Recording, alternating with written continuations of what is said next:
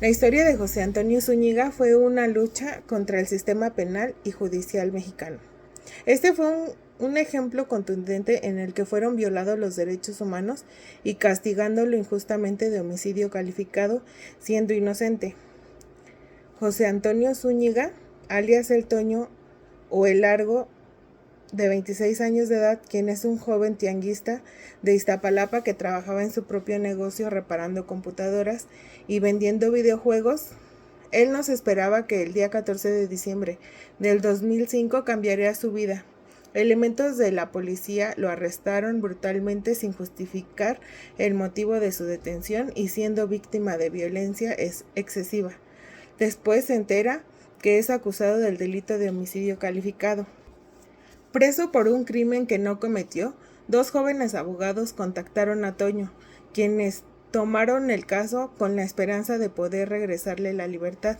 Ahora deben encontrar la manera para reabrir el caso y probar la inocencia de Toño.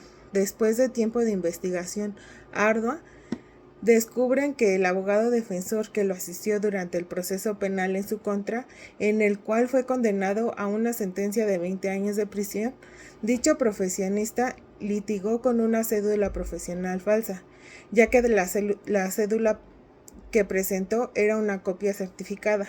Dicho documento fue elaborado por un auxiliar del notario de Salina Cruz, Oaxaca. Esta información fue verificada por el registro, con fundamento en el artículo 20, inciso B, de los derechos de todas las personas imputadas, fracción 8 de la Constitución, que a su letra dice que tendrá derecho a una defensa adecuada por un abogado, el cual elegirá libremente, incluso desde el momento de su detención. Si no requiere o no puede nombrar a un abogado, después de haber sido requerido para hacerlo, el juez designará un defensor público. También tendrá derecho a que su defensor comparezca en todos los actos de proceso y éste tendrá la obligación de hacerlo cuantas veces le requiera. Es evidente decir que el abogado o defensor no contaba con los conocimientos y pericia necesaria para que llevara a cabo una defensa eficaz, cuestión que fue observada por la autoridad de segunda instancia y que valió para la nulidad del juicio segundo en su contra, ya que con fundamento en el artículo 17 del Código Nacional de Procedimientos Penales, que establece que el defensor deberá ser licenciado en Derecho o abogado titulado con cédula profesional. El principio de contradicción. Las partes podrán conocer, controvertir o confrontar los medios de prueba, así como oponerse a las peticiones y alegatos de la otra parte. Este principio fue violentado derivado que en la declaración participaron testigos del procesado y no se valoraron e ignoraron por completo. En el artículo 9 del Código Nacional de Procedimientos Penales hace referencia al principio de inmediación y a su letra dice: toda audiencia se desarrollará inmediatamente en presencia del órgano jurisdiccional, así como las partes que deberán intervenir en la misma, con las excepciones previstas.